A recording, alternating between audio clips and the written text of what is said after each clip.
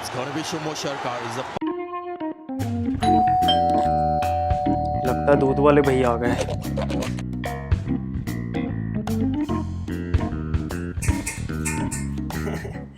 हाँ और भैया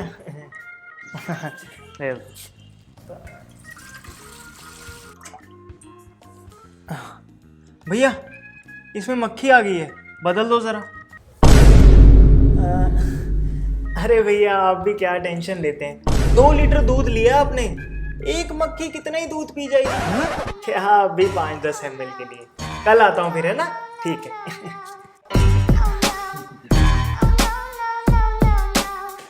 दूध भारत और पूरी दुनिया के लोगों के खान पान का एक महत्वपूर्ण अंग है, पर क्या वो दूध जो आप पी रहे हैं सेफ है? आखिर लैब के नतीजों में क्या पाया गया जब दूध के सबसे प्रसिद्ध ब्रांड्स का परीक्षण किया गया? A1 और A2 मिल्क क्या है? भारत की मार्केट में सबसे अच्छा दूध कौन सा है? आइए पता करते हैं।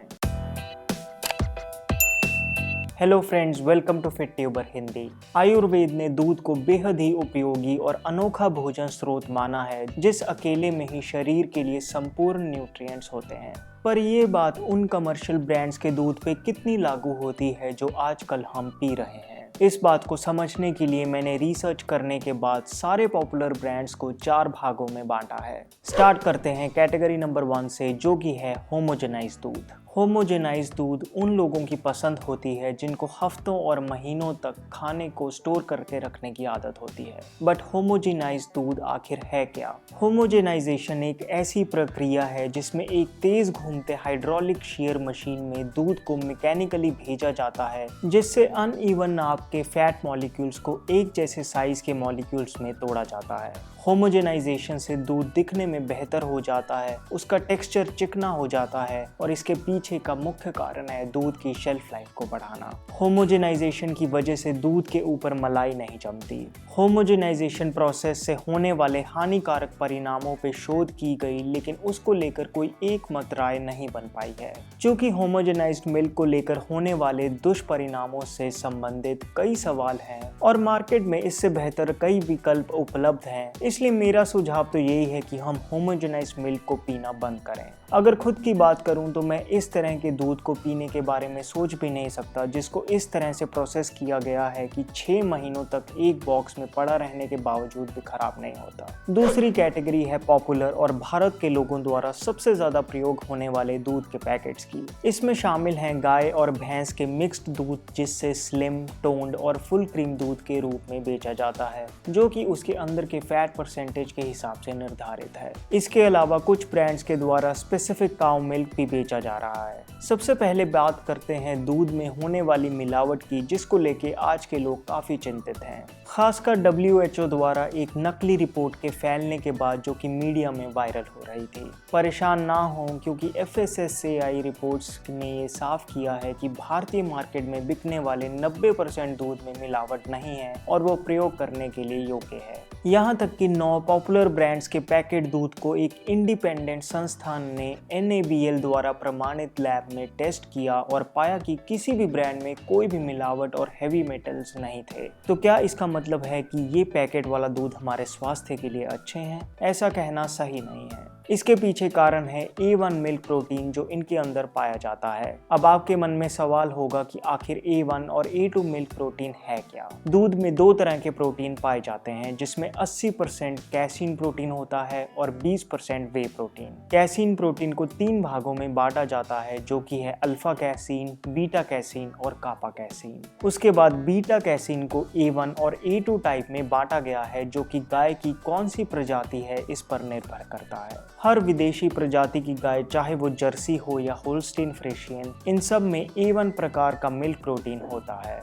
बुरी खबर ये है कि A1 मिल्क प्रोटीन डाइजेशन के बाद एक कंपाउंड बनाता है जिसको BCM7 के नाम से जाना जाता है। BCM7 को आजकल होने वाली कई गंभीर बीमारियों से जोड़कर देखा जाता है, जिसके बारे में दुनिया की बड़ी स्वास्थ्य संस्थाओं ने प्रमाणित भी किया है। इससे अमेरिका के लोगों में पाए जाने वाले ज्यादातर लैक्टोस इंटॉलरेंस केसेस के पीछे का कारण भी माना जाता है। इसके साथ ही कुछ डॉक्यूमेंट्रीज के द्वारा डेयरी के माध्यम से स्वास्थ्य के ऊपर पड़ने वाले वाले बुरे असर का कारण भी माना जाता है। बेसिकली इसमें भारतीय देसी गाय के दूध की बात नहीं हो रही, बल्कि A1 मिल्क की बात हो रही है, जो कि यूएस और बाकी पश्चिमी देशों में एक आम बात है। A1 काउ मिल्क बनाने के पीछे हद से ज़्यादा क्रॉस ब्रीडिंग और 1000 साल पहले होने वाली जेनेटिक म्यूटेशन को कारण माना गया है, जबकि हमारी पुरानी देसी गाय की प्रजातियां जैसे गिर, रेड सिंधी, थारपारकर, साहिवाल, कांकरेज, जिनको सावधानी पूर्वक ब्रीड किया गया है, ये सभी प्रजातियां 100% A2 टाइप दूध देती हैं। इन देसी गाय की प्रजातियों से मिलने वाले चमत्कारी दूध की गुणवत्ता जानने के बाद पश्चिमी देश भी इन प्रजातियों को बड़े पैमाने से भारत से इंपोर्ट कर रहे हैं। तो आखिर हम भारतीय लोग सही दूध क्यों नहीं पी रहे?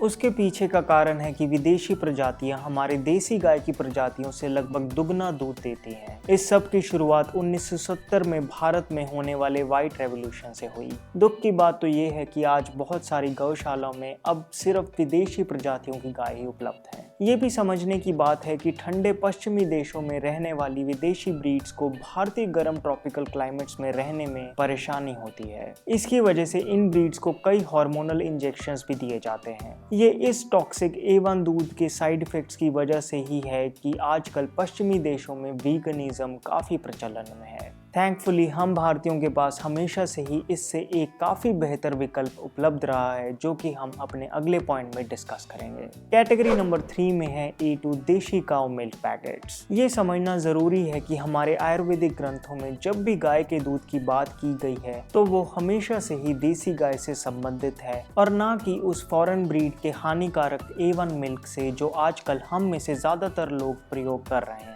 देसी गाय की प्रजाति की पहचान झुके कान, लटकती गर्दन और मोटे गुंबद से की जाती है, जिसको सूर्य की ऊर्जा को थामने में सहायक माना गया है और जिसे आयुर्वेदिक ग्रंथों में सूर्य केतु नाड़ी से भी संबोधित किया गया है। इसके कारण दूध में पीलापन आता है और इस दूध में प्रचुर मात्रा में विटामिन डी के साथ साथ भारी मात्रा में कॉन्जुगेटेड लिनोलिक एसिड भी होता है, जिसको मार्केट में फैट लॉस के लिए नंबर 1 सप्लीमेंट माना जाता है। पश्चिमी देशों के A2 मिल्क को महत्व देने के बाद ही भारत सरकार ने राष्ट्रीय गोकुल मिशन के अंतर्गत आम लोगों के लिए देशी A2 मिल्क उपलब्ध कराने पे जोर शुरू किया है। भारत के बड़े ब्रांड्स लोकल किसानों का सहयोग लेते हैं, जो कि दूध निकालते हैं और कंपनी को जमा करते हैं, जहां पे इसको टेस्ट करके पैक किया जाता है और इसके बाद इसका डिस्ट्रीब्यूशन होता है। उदाहरण के तौर पे वीटा एक इनिशिएटिव है हरियाणा सरकार का, जिसमें देसी साहिवाल ब्रीड की गाय का दूध बेचा जाता है और ये हमारे लिए एक अच्छा विकल्प है। अमूल ने भी देशी गाय के दूध को अहमदाबाद और गांधीनगर में बेचना शुरू किया है। इसके अलावा ये कुछ और उदाहरण है देशी गाय के A2 मिल्क के, जो कि आपके आसपास कहीं उपलब्ध हो सकते हैं।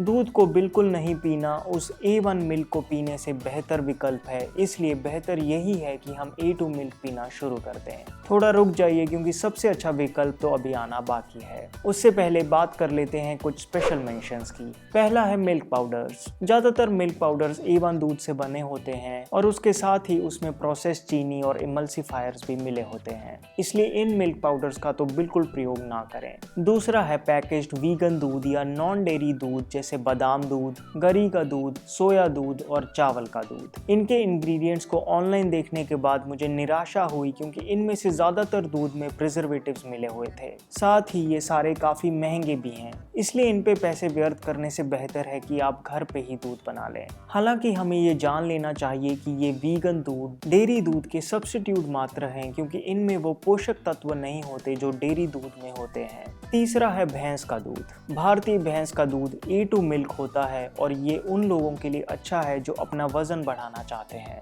शुद्ध भैंस का दूध पीना A1 दूध को पीने से कहीं बेहतर है। चौथा है काफी कम मात्रा में उपलब्ध पर पोषक तत्वों से भरपूर बकरी का दूध और ऊंटनी का दूध। बकरी को आयुर्वेदिक ग्रंथों में बेहद ही महत्वपूर्ण माना गया है, जो कि इंसानियत के लिए उपयोगी है। एक तरफ बकरी का दूध पीने से खांसी, टीबी, डेंगू, बुखार और नपुंसकता जैसी दिक्कतों से लड़ने में सहयोग मिलता है, वहीं दूसरी तरफ ऊंटनी का दूध पीने से लंबाई बढ़ती है और ये सोराइसिस में भी लाभकारी है। बकरी का दूध और ऊंटनी का दूध दोनों ही A2 टाइप मिल्क है। आइए अब बात करते हैं चौथी और इस लिस्ट की सबसे बेस्ट कैटेगरी के बारे में, जो कि है देशी गाय के दूध लोकल फार्म से। हमें ये समझना चाहिए कि गाय से दूध निकालना कोई एक सामान्य मैन्युफैक्चरिंग क्रिया जैसी नहीं है। इस पे बहुत कुछ निर्भर करता है कि गाय कितने प्राकृतिक वातावरण में रहती है, गाय को क्या खाना दिया जाता है, क्या गाय को आर्टिफिशियली इंसेमिनेट तो नहीं किया जाता। ये सारी बातें गाय के दूध की गुणवत्ता को असर करती हैं। हमारे देश के कोने कोने में स्थित ये लोकल फार्म्स ऑथेंटिक तरीके से A2 प्रकार के दूध को निकालने और बेचने की दिशा में अच्छा काम कर रहे हैं। इससे पहले कि आप लोकल वेंडर्स को मिलावट के साथ जोड़ें, मैं ये कहना चाहता हूँ कि इस बात को हद से ज़्यादा बढ़ा के फैलाया गया है। व्यक्तिगत तौर पे मैं खुद काफ़ी समय से इन लोकल फार्म से लेकर A2 प्रकार का गाय का दूध ही पी रहा हूँ, चाहे वो काकीनाडा जैसा छोटा शहर हो या दिल्ली जैसी तेज दौड़ती अर्बन सिटी। मैंने कभी कोई दिक्कत महसूस नहीं की और असल में ये काफ़ी बेहतर है। अगर आप चाहें तो आसानी से उपलब्ध मिल्क टेस्टिंग किट भी खरीद सकते हैं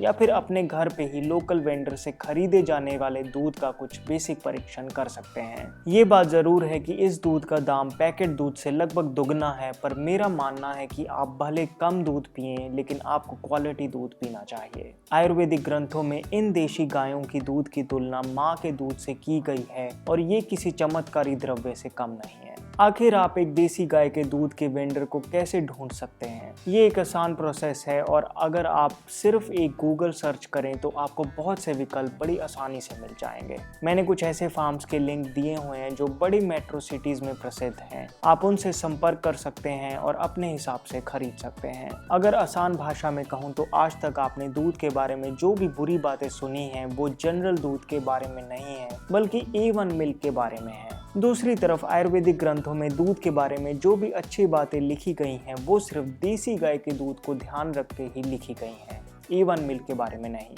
अगर आप आसानी से A2 गाय का दूध प्राप्त करना चाहते हैं तो आप पैकेट वाले देसी A2 मिल्क को खरीद सकते हैं, लेकिन अगर आप थोड़ा समय लगाकर अपने पास एक वेंडर को ढूंढ लें जो देसी गाय का A2 दूध उपलब्ध करा सकता है तो उससे बेहतर कुछ नहीं है। वैसे एक बहस ये भी है कि गाय का दूध सिर्फ उसके बछड़े के लिए होता है। बिल्कुल, गाय के बछड़े का गाय के दूध पे सबसे पहला अधिकार है। वैसे अगर हम एक अनुभवी गौ पालक की राय लें तो हमें पता चलता है कि देसी गाय के दूध के हिस्से का 50% गाय के बछड़ों के लिए काफी है और बाकी के 50% का प्रयोग इंसानों के पीने के लिए किया जा सकता है। मैं आपको ये भी बताना चाहता हूँ कि आयुर्वेदिक ग्रंथों में ऐसा कहीं नहीं लिखा कि दूध पीना अनिवार्य है। हालांकि इसको सबसे ताकतवर हेल्थ सप्लीमेंट की तरह प्रयोग किया जा सकता है और अगर आप दूध से मिलने वाली चमत्कारी फायदों का लाभ उठाना चाहते हैं तो आपको सिर्फ देसी गाय का A2 मिल्क ही पीना चाहिए। अगर देसी गाय का दूध ना मिले तो दूध को ना पीना ही बेहतर है।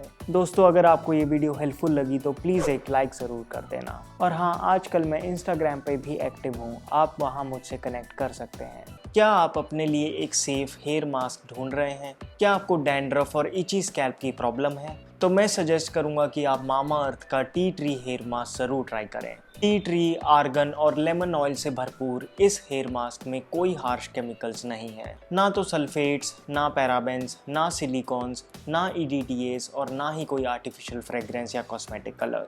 इसे यूज़ करने के लिए अपने बालों को 2 हिस्सों में बांट लें, फिर इसे अपने गीले बालों पे अच्छे से लगा लें। 10 से 15 मिनट तक आराम से लगा रहने दें और फिर एक टॉक्सिन फ्री शैम्पू से धो दें। बेस्ट रिजल्ट्स के लिए हफ्ते में 2 से 3 बार यूज़ करें। मामा अर्थ का tea tree hair mask men और विमेन सभी हेयर टाइप्स के लिए सूटेबल है। इसे खरीदने के लिए डिस्क्रिप्शन बॉक्स में दिए लिंक को क्लिक करें। स्पेशल डिस्काउंट कूपन लगाना ना भूलें जिससे आपको मिलेगा 21% ऑफ। सो दोस्तों, इस वीडियो में इतना ही। अब आप मेरे काम को ज्वाइन बटन क्लिक करके भी सपोर्ट कर सकते हैं। प्लीज़ इस चैनल को सब्सक्राइब करना ना भूलना और बेल आइकन को भी दबा देना ताकि जब भी मैं अपनी अगली वीडियो डालूं आपको पता चल जाए। My name is Vivek. I thank you so much for watching.